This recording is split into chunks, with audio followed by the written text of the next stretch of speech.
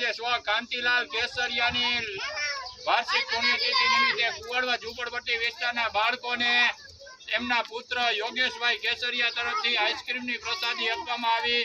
ભગવાન દ્વારકાધીશ કાંતિલાલભાઈ કેસરિયાના દિવ્ય આત્માને શાંતિ આપે એવી ભગવાન દ્વારકાધીશને પ્રાર્થના કરી। મિત્રો આજે કાંતિલાલભાઈ કેસરિયાની વાર્ષિક પુણ્યતિથિ નિમિત્તે કુવાડવા ઝૂંપડપટ્ટી વિસ્તારના બાળકોને આઈસ્ક્રીમ ની પ્રસાદી આપવામાં આવી। ભગવાન દ્વારકાધીશ તેમના દિવ્ય આત્માને શાંતિ આપે એવી ભગવાન દ્વારકાધીશને પ્રાર્થના કરી। હે ઉભા રહ્યો, દઉં બધાને દઉં, લઈ લે, હાલો હાલો હાલે ઉભા રે, હાલો હાલો હાલો હાલો